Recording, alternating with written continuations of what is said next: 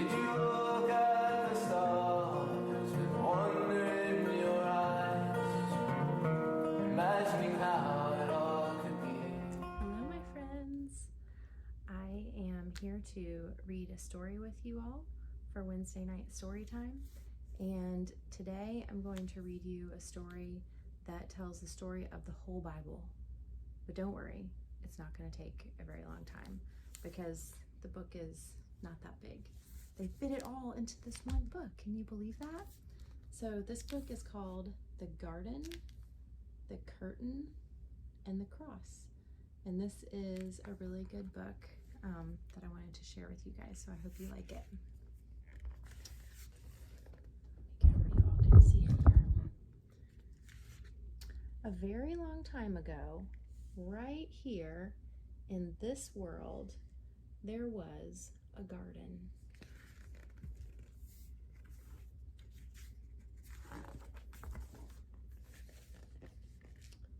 In the garden, everything was wonderful.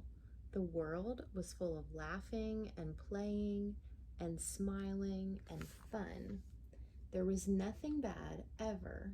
There was no one sad ever. And best of all,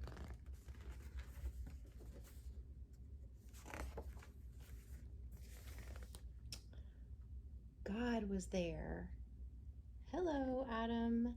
Hello, Eve. He made it all. He was in charge of it all. He loved it all. People could see God and speak to God and just enjoy being with God. Eve, God's here. He wants to walk with us again. How cool is that? Yay! I bet it's going to be even more amazing than yesterday. It was wonderful to live with God. But then, one day,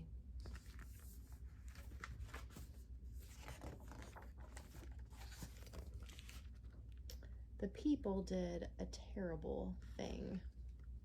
They decided they didn't want to do what God said. They decided they wanted a world without God in charge.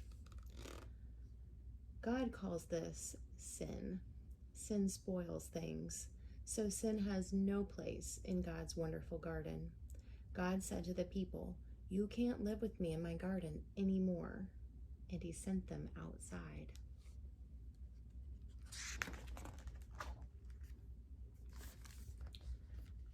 To show the people they had to stay outside, God put some warrior angels in front of the garden. The angels were like a big keep out sign. Now things were sometimes bad, and people were sometimes sad. But people still kept sinning because they didn't want God to be in charge. So no one could come into God's wonderful place. God said, because of your sin, you can't come in.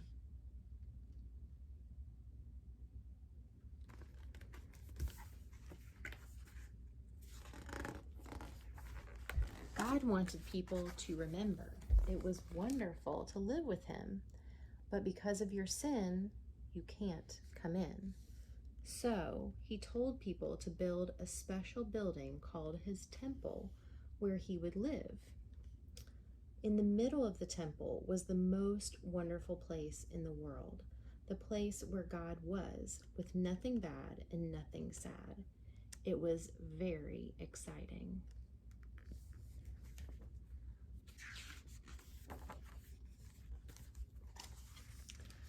But then God told people to put a big curtain around this wonderful place.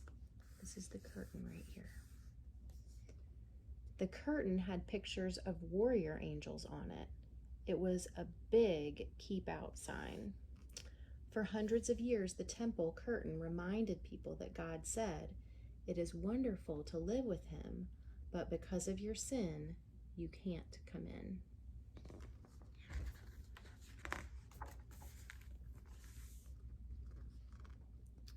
Babies became grown-ups and had babies, and those babies became grown-ups and had babies, and those babies became grown-ups and had babies. Hundreds of summers and winters passed by, and the keep-out curtain stayed in the temple.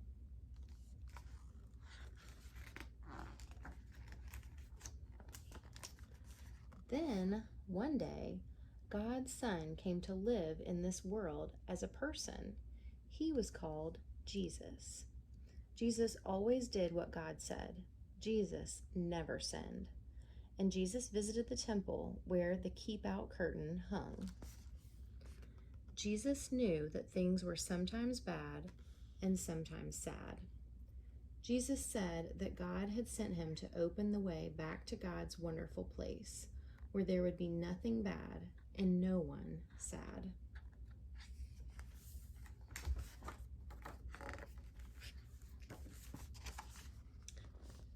People still didn't want to let God be in charge, so they decided to put Jesus on a cross to die. It was the most bad thing that had ever happened. It was the most sad day of all time. But Jesus had a plan. He had always planned to die on the cross. What a strange plan. Why would God's Son plan to die?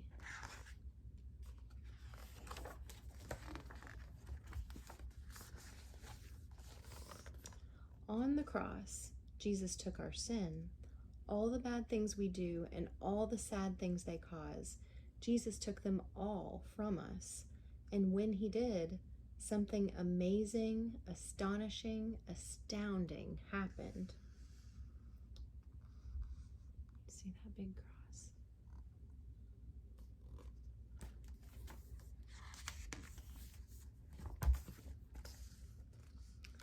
The curtain tore.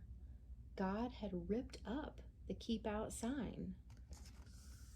God's wonderful place is open again. Because Jesus died, we can go in. Look at the people's faces. They look kind of afraid, don't they? I bet I would be afraid if I saw that happen too.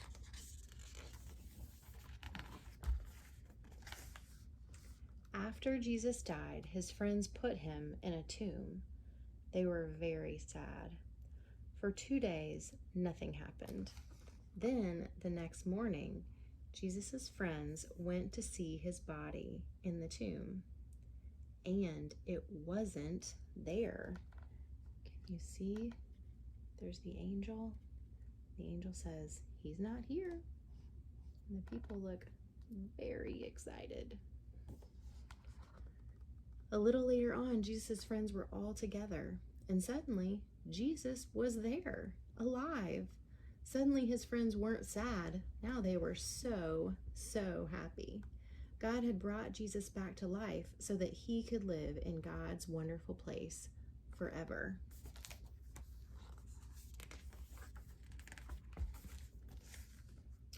And Jesus has sent everyone an invitation to come and live with him there too. He tells us, God says it is wonderful to live with him. Because of your sin, you can't come in. But I died on the cross to take your sin. So all my friends can now come in.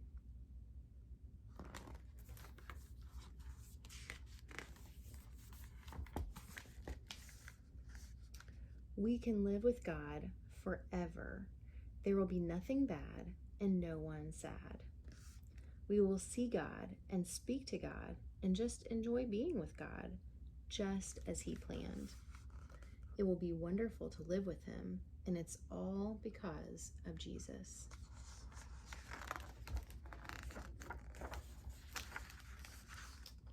We will say every day, "Thank you, Jesus. You're amazing." And you can start saying that today. So what do you think? Did we fit the whole Bible into this book? It didn't have every single story from the Bible in it, did it? No, that would take a lot longer to tell. But this tells the main focus of the whole Bible, right? Because the whole Bible is pointing to Jesus and what he did to save us, right?